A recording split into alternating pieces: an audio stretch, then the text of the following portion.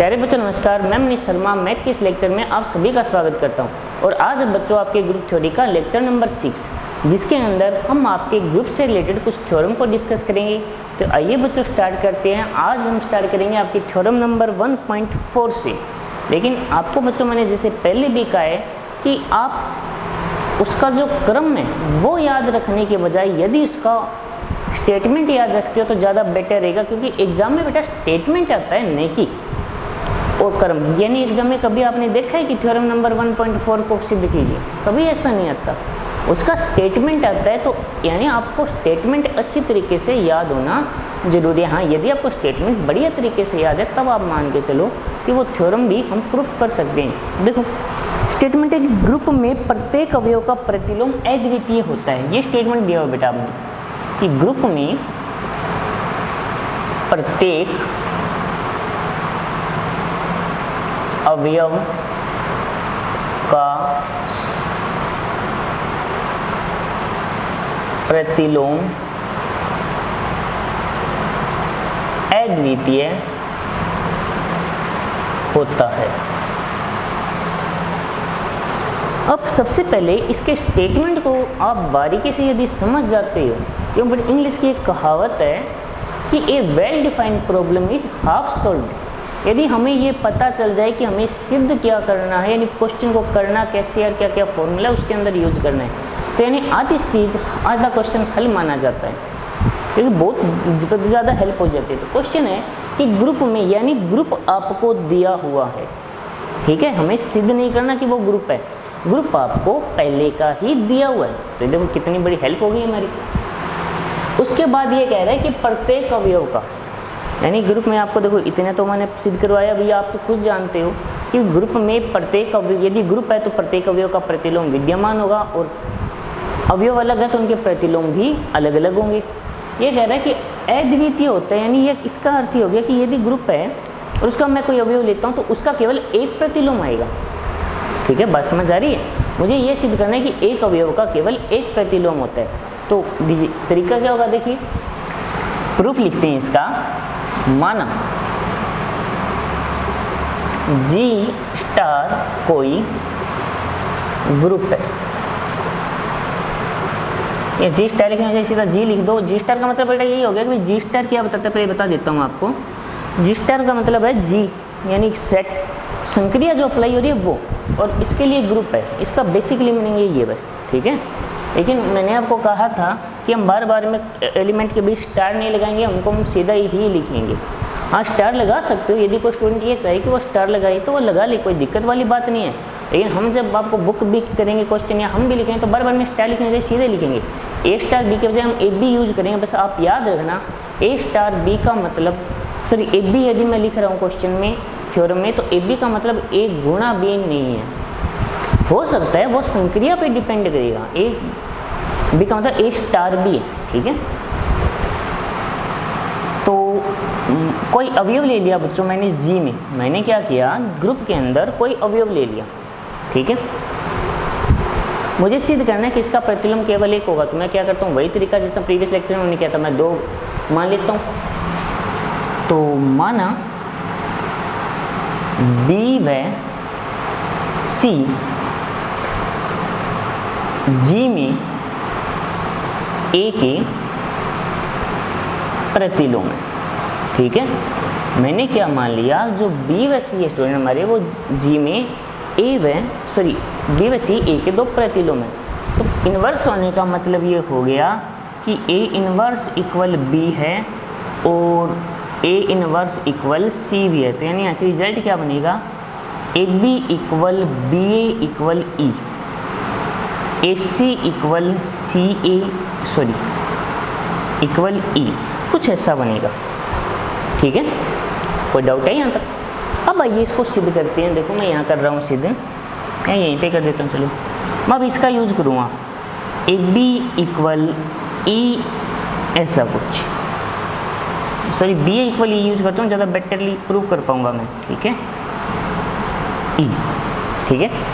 देखो मैं क्या करूँ, आप सोचो भी क्या किसी न किसी तरीके से इसको ऐसा बना सकता हूँ क्या? मैं सिर्फ इतना सोचिए कि मुझे यहाँ पे क्या करना है, मुझे यहाँ से ए को हटाना है। मुझे बनाना है b equal to C, b equal to C बनाना है।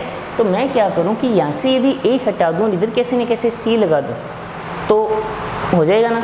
अब आप ये देखिए जितनी चीज़ बोर्ड पे लिखी हुई है उनकी सिर्फ हेल्प से क्या मैं a को यहाँ से रिमूव कर सकता हूँ, a को यहाँ से क्या मैं रिमूव कर सकता हूँ। तो मैं क्या करूँगा, a के साथ c लगा दूँ। तो दोनों तरफ मैंने क्या किया, a के साथ क्या लगा दिया, c। ठीक है। अब आप देखिए a भी b g का एलिमेंट है, b भी g का एलिमेंट है और c भी g का एलिमेंट है। ग्रुप की डेफिनेशन क्या होती है कि यदि कोई साहचर्यता का पालन करे, तत्समक, प्रतिलोम, तीन चीज़ें। तो साहचर्यता तो इसमें पहले अप्लाई हो रही है। तो यदि साहचर्यता इसमें लागू हो रही है तो क्या मैं इसको BAC लिखकर, देखो E तत्समक है तो ये C बन जाएगा या नहीं बन जाएगा, हाँ या ना, ऐसा लिख सकता हूँ। देखो आराम से समझिए भाई, मैंने क्या बताया था आपको, भाई जो ग्रुप होता है वो साहचर्यता का पालन करता है। फिर पहले हम यही सिद्ध करते हैं। तो साहचर्यता पालन करेगा तो BAC को BAC लिख सकता हूँ ना। और इस साइड EC है, E कौन सा एलिमेंट है, तत्समक, आइडेंटिटी एलिमेंट है आपका। तो आप EC को क्या यूज करोगे, यहाँ पे C यूज करोगे ना, क्योंकि आइडेंटिटी एलिमेंट क्या होता है, जिससे कोई इफेक्ट नहीं होता। ठीक है।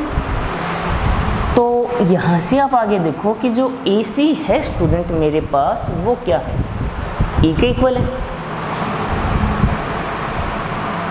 E के इक्वल है तो BE आइडेंटिटी एलिमेंट है तो BE क्या हो जाएगा, B हो जाएगा। यानी B इक्वल टू मेरे पास क्या आया, C। इसका मतलब हो गया जो आइडेंटिटी एलिमेंट है, आइडेंटिटी एलिमेंट इज यूनिक। यानी जो तत्समक, आइडेंटिटी नहीं बच्चों, इनवर्स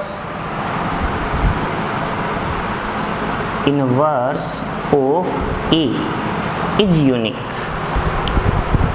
कि जो आपका इनवर्स है होगा वो क्या होगा, यूनिक होगा। यानी एक एलिमेंट का केवल एक ही इनवर्स होगा, दो अलग अलग इनवर्स आपके पास से नहीं आएंगे। अब बच्चों आराम से इस थ्योरम को देखो। हाँ, कोई बच्चा ये सोच रहा है कि सर यहाँ पे आपने BE लिया, AB लेते तो ये तो यहाँ पे C पहले लगता। ठीक है, तो CE हो जाता तो वो EB हो जाता और CE भी C हो जाता, उससे कोई फ़र्क नहीं पड़ेगा, वो आप दोनों में से कोई भी ले सकते हो। ठीक है, ये नहीं कि भी AB लो। चलो मैं करके बता देता हूँ शॉर्टली। भी यहाँ पे BA लिया ना, यदि AB इक्वल E लेता तो इस तरीके से C लगाते फिर। ठीक है, तो ये होता CA इंटू B, ये होता C, तो ये E होगा तो ये B इक्वल टू C, तो भी ये रिजल्ट आता।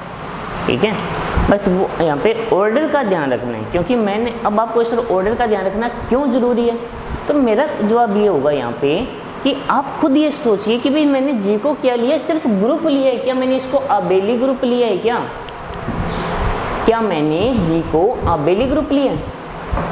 तो जवाब है कि G आबेली ग्रुप नहीं लिया है हमने सिर्फ ग्रुप लिया है। तो ये क्रम विनिमयता का पालन कर रहा है या नहीं कर रहा, हमें क्या पता। तो इसलिए इनको आगे पीछे नहीं करना। हाँ, जिस तरफ चाहिए उसी तरफ एलिमेंट लगाओगे, यदि बाद में चाहिए तो बाद में लगाओ, पहले चाहिए तो पहले संक्रिया के हिसाब से चलोगे आप। अभी को ये नहीं कि हमारे हिसाब से हम आगे पीछे कर देंगे। क्रम विनिमय है तो कर सकते हैं, अदरवाइज नहीं। तो बताइए बच्चों, थ्योरम समझ आई या नहीं है? कोई डाउट है? डाउट तो नहीं होना चाहिए आपको। ठीक है, तो आगे करते हैं थ्योरम नंबर 1.5। इसका बच्चों स्क्रीनशॉट ले लेना आप, ये लो, वीडियो को पॉज करके स्क्रीनशॉट ले सकते हो। ठीक है, अच्छा मैं आपको पहले लेक्चर से ही कह रहा हूँ, आपको नोट्स तैयार करने के लिए ज़्यादा मेहनत करने की ज़रूरत नहीं पड़ेगी।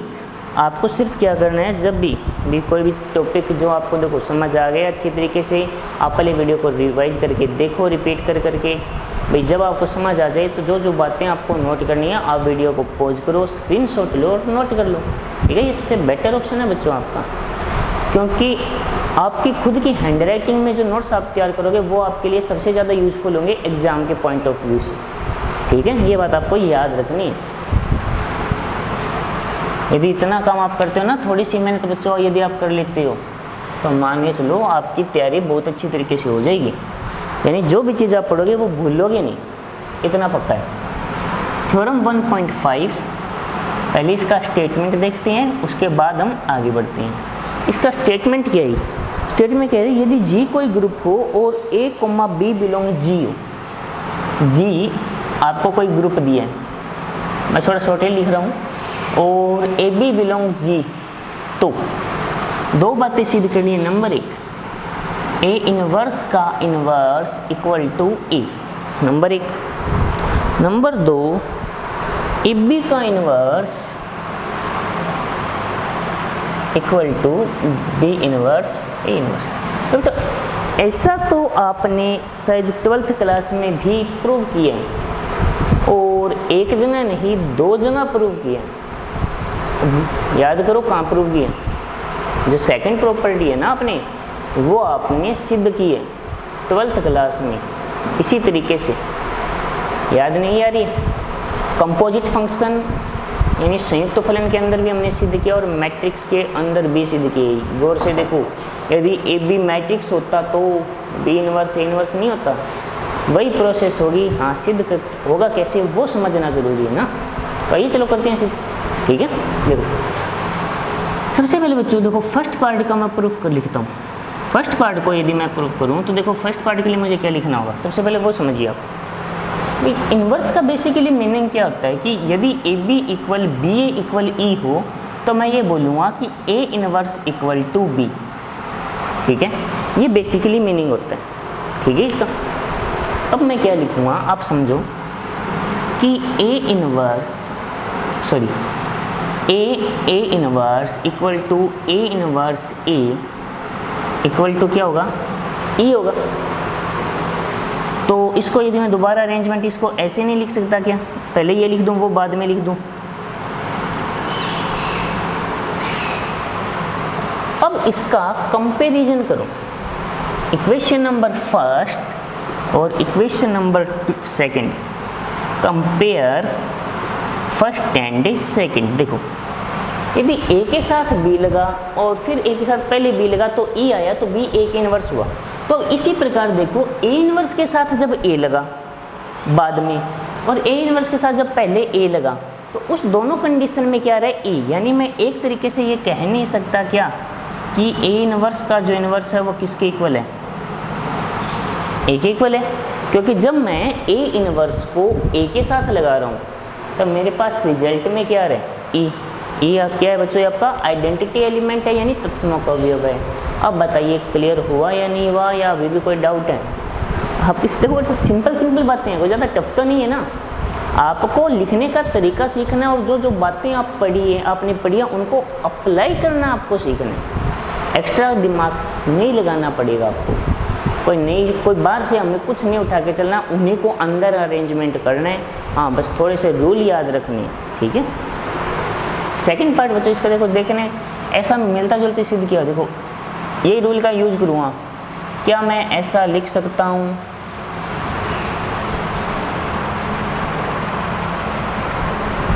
हाँ या ना? क्या मैं ऐसा लिख सकता हूँ? अब आप कहोगे कैसे, तो मैं आपको बताया हुआ है कि यदि मैं पे लिख रहा हूँ ए बिलोंग जी है, बी बिलोंग जी है, तो ए बी भी किससे बिलोंग करेगा, ये जी से ही बिलोंग करेगा, क्योंकि जी ग्रुप है। तो ग्रुप की यानी कब होता है, जब उसके अंदर द्विआधारी संक्रिया परिभाषित हो। द्विआधारी संक्रिया मतलब क्या हुआ कि दो अलग अलग अवयवों को लेकर मैं कुछ भी बनाऊं, वो रिजल्ट उसी के अंदर आएगा। यानी ए बी एक तरीके से जी का ही एलिमेंट है।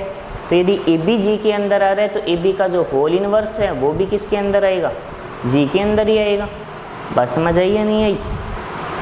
ए बी बिलोंग जी है तो ए बी का जो इनवर्स है वो भी किसके अंदर होगा, जी के अंदर, ठीक है। ये बात आपको दिमाग में बैठानी है, सीधा रिजल्ट नहीं लिखना, ठीक है। यदि द्विआधारी संक्रिया है तो है, अदरवाइज नहीं होता। और द्विआधारी संक्रिया क्यों हो रही है, क्योंकि ग्रुप दिया हुआ है। अब आप ग्रुप ले रहे हो तो ग्रुप कब होता है, जब द्विआधारी संक्रिया परिभाषित तो उसके बाद की चीज़ें देखते हैं, तो ये बातें लागू होगी। ए बी का मतलब मैं आपको बार बार रिपीट कर रहा हूँ, ए गुणा बी नहीं है, ए बी को ए स्टार बी मान कर चलना है, ठीक है। ए बी को ए स्टार बी मान के चलो, लिखा गुणा में गया है लेकिन इसका मतलब ए गुणा बी नहीं है, याद रखना, बार बार बोल रहा हूँ ये बात।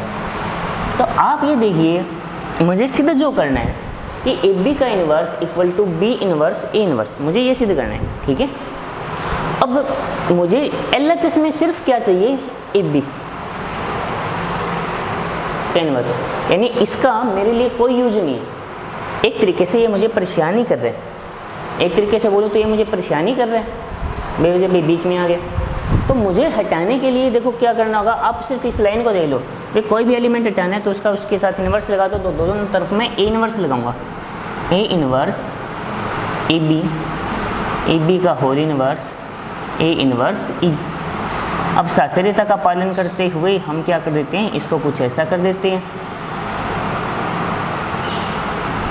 ये क्या हो जाएगा ई बी, क्योंकि ई तत्समक है, ई आपका तत्समक है तो किसी के साथ लगाओ कोई फर्क नहीं पड़ेगा, वही आएगा। और उसके लिमिट के साथ उसका इन्वर्स लगाओगे तो तत्समक आएगा, ठीक है। अब ई तत्समक है तो ई बी को क्या लिखूंगा, B, A B inverse A inverse, ठीक है। एक तो हट गया, अब मुझे क्या हटाना है, बी, तो मैं बी इन्वर्स लगाऊं, लेकिन देखो क्या इधर लगाऊंगा तो इन दोनों की संख्या लगेगी, नहीं, इसके जस्ट पास में बीच में नहीं, इधर लगेगा, ठीक है। तो यहाँ पहले और उस साइड भी पहले, क्योंकि क्रम विनिमयता यहाँ पे दी हुई नहीं है, हमें सिर्फ ग्रुप दिया, क्रम विनिमयता नहीं दिया, इसलिए रूल याद रखना आपको। तो अब बी इन्वर्स इधर लगाओगे, एक बार इसको ऐसे लिखते हैं,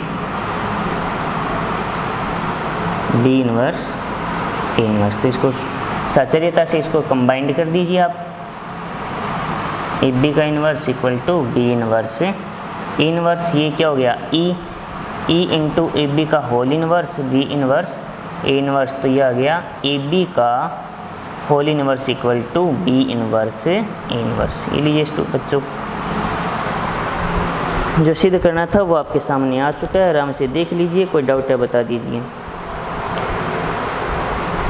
आराम से देखो, वीडियो को पॉज करो, स्क्रीनशॉट भी लो, ठीक है।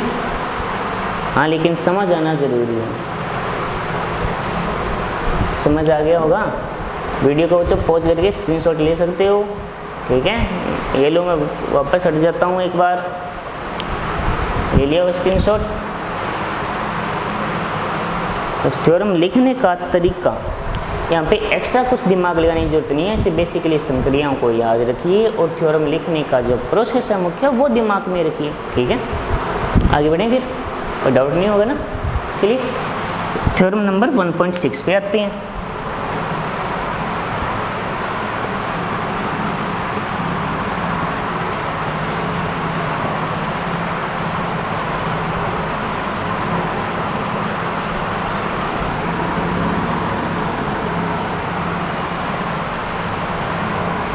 देखिए बच्चों, थ्योरम नंबर 1.6, सबसे पहले स्टेटमेंट, सिंपल सी थ्योरम है और आगे बहुत ज़्यादा यूज होगी, इसलिए याद रखना। स्टेटमेंट है कि यदि ए बी सी किसी ग्रुप जी के अवयव हो,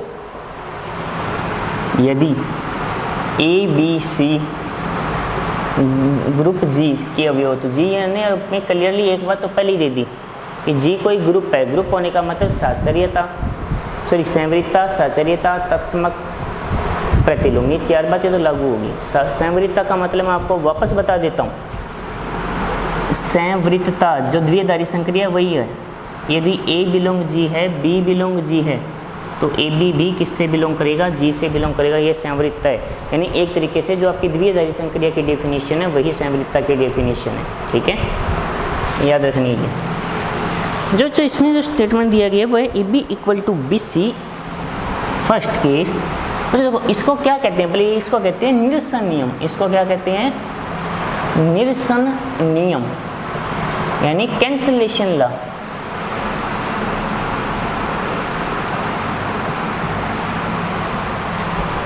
याद रखना नाम, जो ये थ्योरम हम कर रहे हैं इसको कहते हैं निरसन नियम यानी कैंसलेशन लॉ, ठीक है। कैसे होगा, तो ये इसके अंदर फर्स्ट है कि A B equal to A C हो then B equal to C, second case B A equal to C A हो तो भी बी इक्वल टू सी, ये दो बातें, यानी इस साइड से भी हटेगा, इस साइड से भी हटेगा। अब आप सबसे पहले देखो स्टूडेंट, मैं जो आपको कह रहा हूँ वो देख समझो आप, जो आप गलती कर सकते हो कि ए बी इक्वल ए सी है तो यहाँ पे सीधा ए से ए काटने की गलती मत करना। अभी मैंने आपको बताया कि जब मैं इन्वर्स, ये जो मैंने अभी जो इससे जस्ट पहले थ्योरम प्रूव किए, तो किसी भी एलिमेंट को हटाने के लिए हम क्या करते हैं कि उसको सीधा कर देते हैं इक्वल बनाकर, नहीं, हम उसके साथ उसका इन्वर्स लगाएंगे। ये बात आप भी याद रखो, चाहे नोट करके लिख लो, कैसे भी लिखो, कि जब भी आपको कोई एलिमेंट को हटाना हो कहीं से, तो एक ही प्रोसेस करो, उसके साथ उसका क्या बना दो, इन्वर्स। इन्वर्स बनाते ही वो तत्समक और फिर अपने आप हट जाएगी। यानी मुझे क्या करना है, यहाँ से ए और यहाँ से ए हटाना है। ए कौन सी साइड में, लेफ्ट, तो दोनों के लेफ्ट साइड में ए इन्वर्स लगाओ। अब मैं ए इन्वर्स क्यों लगा रहा हूँ, इसका भी मेरे पास रीजन है, क्यों, जी ग्रुप है तो ए इन्वर्स विद्यमान होगा, जी ग्रुप है तो ये साचर्य भी होगा, जी ग्रुप है तो तत्समक भी विद्यमान होगा, देन बी इक्वल टू सी। याद रखना, ये सारी प्रोसेस तभी हो सकती है जब जी ग्रुप है। अदरवाइज यदि सिर्फ आपको द्विआधारी संक्रिया दे दी जाए और ये चीज़ प्रूव करने बोल दिया जाए और आप ऐसे कर देते हो तो फिर गलत है। देखो यहाँ पे हर चीज़ का रीजन है। ये मैंने क्या किया, सबसे पहले बच्चों देखो, मैं वापस एक चीज़ बोल रहा हूँ, आपको जो चीज़ हटानी है उसको सीधा मत काटो। सिंपल सी प्रोसेस याद रखो कि एलिमेंट को हटाने का यहाँ पे एक ही प्रोसेस है, वो ये कि उसके साथ उसका इन्वर्स लगा दो। और समझ आई, एलिमेंट को हटाने का आपके पास स्टूडेंट सिंपल सा एक ही प्रोसेस है कि उसके साथ उसका इन्वर्स लगा दो। तो जब आप देखो, जब मैं यहाँ पे इसका इन्वर्स लगाऊंगा तो सबसे पहले ये भी जरूरी है कि ए इन्वर्स एग्जिस्ट करता है या नहीं करता, विद्यमान है या नहीं है। तो ए इन्वर्स विद्यमान है, उसका कारण ये है क्योंकि जी ग्रुप है, तो ग्रुप है और ए जी के अंदर है तो उसका इन्वर्स भी जी के अंदर होगा। और उसके साथ फिर मैं ये लगा सकता हूँ, तो मैंने ए इन्वर्स लगाया, साचर्यता नियम, क्योंकि जी ग्रुप है तो साचर्यता लागू होगी, दोनों से ए बाहर निकालो, ये ई होगा, ये भी E, then B equal to C. Clear हुआ ये फर्स्ट। अब सेकंड में आपको ज़्यादा मेहनत नहीं करनी पड़ेगी, सेकंड आपको अब समझ आया हुआ है मेरे हिसाब से। दोनों तरफ राइट साइड में फिर वही रूल, साचर्यता, फिर आप वही जानते हो ये ई होगा और तत्समक का कोई इफेक्ट नहीं होता है। तो लीजिए बच्चों, आपकी थ्योरम कंप्लीट है। एक बार मैं हट जाता हूँ, पहले इसका स्क्रीनशॉट लो, फिर बात करते हैं। वीडियो को पॉज करके स्क्रीनशॉट ले लो, जैसे सीधा ले लो, कोई दिक्कत नहीं है। बात समझ आ गई होगी, कोई डाउट है तो बता सकते हो। क्लियर हुआ, जवाब दीजिए, बात समझ आ गई होगी अब तो, या अभी भी कोई डाउट है तो बताइए बच्चों। आपको जो आज 3 थ्योरम मैंने सिद्ध करवाई है, उनको सिद्ध करने का जो तरीका है, उनकी जो प्रोसेस है वो समझ आई या नहीं। आपने यहाँ पे एक बात गौर की होगी कि हम देखने में सिंपल कैलकुलेशन है, यानी भाई ए बी इक्वल टू ए सी है, भाई हम जानते हैं भी कोई चीज़ को उल्टा है, जैसे हम मार कर इसको एक बार रिवर्स कर दो फिर करो, वो वापस उसी पोजीशन में आएगा। तो वो तो देखने में ये ज़रूर सिंपल लग रहा है, हाँ, लेकिन इनको सिद्ध करने का तरीका सिंपल नहीं है। इनको सिद्ध करना होगा एक मेथड के थ्रू, ठीक है सिंपल प्रोसेस, लेकिन एक तरीके से करना है वो काम। ये नहीं कि सीधा उठा के लिख दिया। देखो ये सोच लो, यहाँ पे ए से मैं ए काट दूँ, बी इक्वल टू सी, हाँ ऐसा होता है, लेकिन वो गुणा होता तो होता, या प्लस होता है, A plus B equal to A plus तो भी पॉसिबल था। लेकिन आप ये सोचो ना, यहाँ पर आपके पास गुणा वो नहीं है, यहाँ पर क्या है, यहाँ पर संक्रिया है, यहाँ पे ए बी याद रखना स्टूडेंट, सिंपल सी बात है क्या। जब भी आपको 2 एलिमेंट साथ में लिखे हुए दिखे, वो ये मान के चलना वो सीधे नहीं है, वो संक्रिया के थ्रू लिखे गए। बार बार में ए स्टार बी, ए स्टार बी, ए स्टार बी, यहाँ पे स्टार लगाते हैं ना, कन्फ्यूजन से होता, थोड़ा भद्दा सा लगता, ठीक है, बार बार में दिक्कत आती, लिखने में टाइम ज़्यादा लगता। इसलिए क्या किया जाता है, यहाँ पे सीधा ए बी लिखा जाता है। ए बी का मतलब ए स्टार बी है, बस आपको ये याद रखना है, ठीक है। और एक बच्चों जो ज़रूरी बात आप सभी से रिक्वेस्ट है कि एक बार आप अपनी सेहत का ध्यान जरूर रखिए कि कोरोना इन दिनों काफ़ी ज़्यादा फैल रहा है अपने एरिया में, ठीक है, लगभग केस देखने में आ रहे हैं, तो सेहत का ध्यान रखना भी ज़रूरी है, ठीक है। पढ़ाई भी जारी रखनी, ये नहीं कि सेहत के चक्कर में पढ़ाई छोड़ दो, पढ़ाई प्लस हेल्थ दोनों ज़रूरी है। तो ठीक है बच्चों, मिलते हैं नेक्स्ट लेक्चर में, तब तक के लिए टेक केयर, ओके।